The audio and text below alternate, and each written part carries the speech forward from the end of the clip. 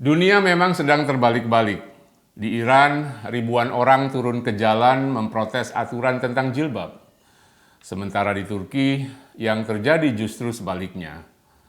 Para politisi berlomba-lomba menuntut aturan pemakaian jilbab. Bukan hanya dari partai Islam, politisi dari partai sekuler pun ikut-ikutan berkampanye mendukung jilbab. Ada apa dengan Turki? Mengapa negara itu kelihatan semakin Islami? Dan mengapa partai sekuler ikut berkampanye mendukung jilbab? Saya akan menjawab semua pertanyaan ini. Ikuti terus uraian saya. It's not China's maritime. Another source of tension between Germany the US and and India China will be is sending the warships. The war in Ukraine is entering a new Protests phase. have turned violent in dozens of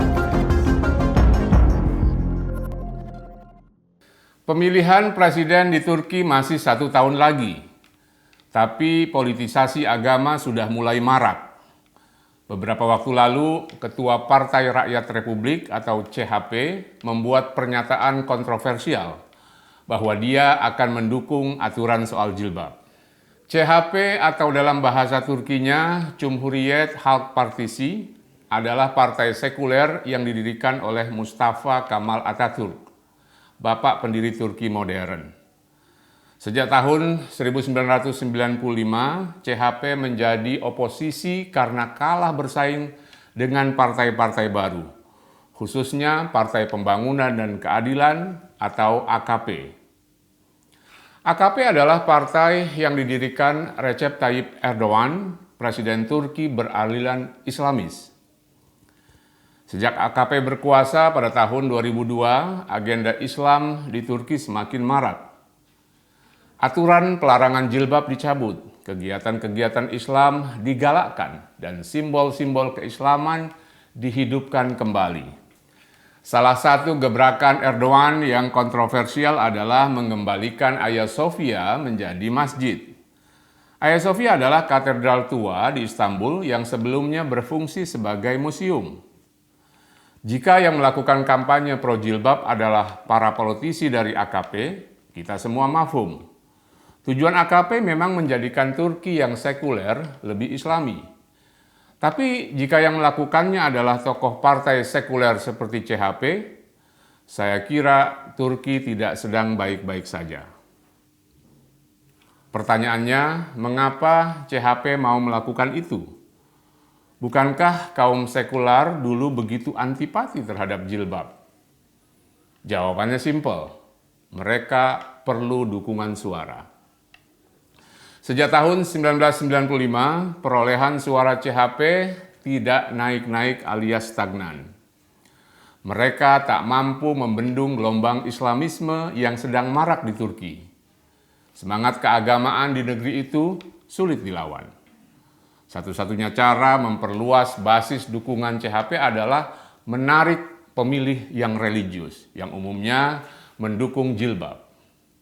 Sebagai partai sekuler, CHP sudah kadung distigmatisasi sebagai partai anti-Islam. Kemal Kılıçdaroğlu, ketua CHP, ingin membersihkan stigma ini dan berharap bisa meraup suara dari kelompok Islam.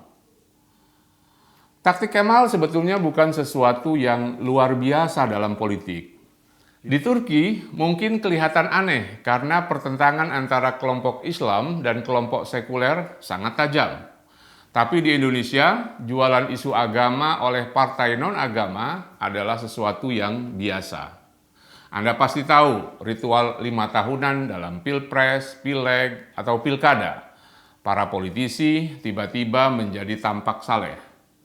Mereka keluar masuk masjid, berkampanye, mengharapkan dukungan dari para jamaah. Beberapa politisi, termasuk yang non-muslim, juga ikut-ikutan, memakai peci haji dan sorban. Tujuannya jelas, ingin mengeruk suara Islam. Di tengah masyarakat yang keranjingan agama, tak ada cara lain bagi para politisi kecuali merayu mereka dengan simbol-simbol agama. Di Turki, jilbab bukan hanya sekedar pakaian perempuan, ia adalah simbol politik. Kaum Islamis sangat pandai memainkan isu ini, membalutnya dengan isu hak asasi manusia dan kebebasan, membuat kelompok sekuler tak berkutik. Sebetulnya, Mustafa Kemal Atatürk, bapak pendiri Turki, tidak pernah melarang perempuan memakai jilbab. Partai CHP juga tidak pernah mengeluarkan aturan tentang pelarangan jilbab. Sampai tahun 1980, tak ada aturan pelarangan jilbab di Turki. Atatürk memang mengatakan bahwa jilbab adalah simbol kemunduran dan pengekangan terhadap perempuan. Tapi dia tidak pernah melarang kaum perempuan memakai jilbab. Atatürk sadar banyak orang Turki yang masih kolot dan menganggap jilbab sebagai kewajiban. Selama ia berkuasa, Atatürk tak pernah mengeluarkan aturan tentang pelarangan jilbab. Yang pertama kali mengeluarkannya adalah tentara ketika mereka berkuasa pada awal tahun 1980-an.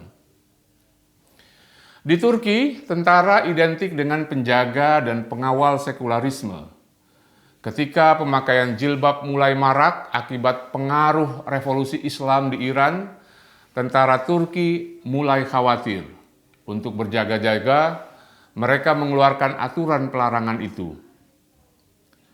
Aturan itu berlaku di gedung-gedung pemerintah, termasuk sekolah, perguruan tinggi, dan perkantoran. Kaum perempuan yang mengenakan jilbab harus melepaskannya begitu mereka masuk ke lingkungan sekolah atau kampus. Menjelang tahun 2000-an, aksi protes terhadap aturan jilbab mulai marak. Yang paling fenomenal adalah apa yang dilakukan Merve Kavakci, seorang anggota parlemen Turki. Pada tahun 1999, saat disumpah di gedung parlemen, dia menolak melepaskan jilbabnya. Tindakan Merve mendapat protes keras dari anggota DPR lainnya. Dia kemudian diusir dan dikecam sebagai penista negara. Protes-protes terhadap aturan pelarangan jilbab membuahkan hasil ketika AKP, Partai Berhaluan Islam, memenangkan pemilu dan berkuasa.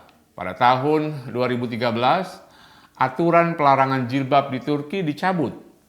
Kaum perempuan bebas mengenakan jilbab dimanapun, termasuk di gedung-gedung milik negara. Seperti di Indonesia, sekarang ini perempuan berjilbab di Turki sudah menjadi pemandangan umum. Menurut Metropol, sebuah lembaga survei di Turki yang melakukan jajak pendapat pada tahun 2021 lalu, sekitar 83% warga Turki tidak berkeberatan jika perempuan mengenakan jilbab di tempat-tempat umum. Hanya kurang dari 11% yang menjawab keberatan. Menurut survei yang lain yang dilakukan oleh Ipsos, sebuah think tank berbasis di Paris, Prancis, sekitar 58% perempuan Turki mengaku mengenakan jilbab ketika mereka keluar rumah. Angka ini cukup besar bagi negara yang sebelumnya begitu antipati terhadap jilbab. Dengan data-data seperti ini, tidak banyak yang bisa dilakukan partai politik kecuali mengikuti arus. Jika ingin meraih suara kelompok Islam di Turki, CHP atau partai-partai sekuler lainnya harus ikut jualan Islam. Jika tidak, mereka akan ditinggalkan. Lalu apa reaksi AKP dengan move yang dilakukan CHP ini? Lagi-lagi, seperti di Indonesia, kelompok Islam melangkah lebih jauh lagi. Erdogan dan pengikutnya kini mengusulkan agar aturan pemakaian jilbab bagi perempuan dimasukkan ke dalam konstitusi. Ya, mirip-mirip dengan aturan di Iran yang kini diprotes warganya itu. Tak hanya sampai di situ, kaum Islamis di Turki juga sedang berencana mengusulkan amandemen konstitusi agar bisa memasukkan aturan pelarangan LGBT. Intinya, kalau kaum sekular sudah terpancing memainkan isu agama, kaum Islamis akan bergerak lebih jauh lagi menggoreng isu ini. Sounds familiar? Ya, kaum Islamis di mana-mana sama saja. Jika sudah dapat hati, mereka ingin jantung. It's not China's maritime. Another source of tension between Germany the US and and India China will be is sending the warships. The war in Ukraine is entering a new Protests phase. have turned violent in dozens of countries.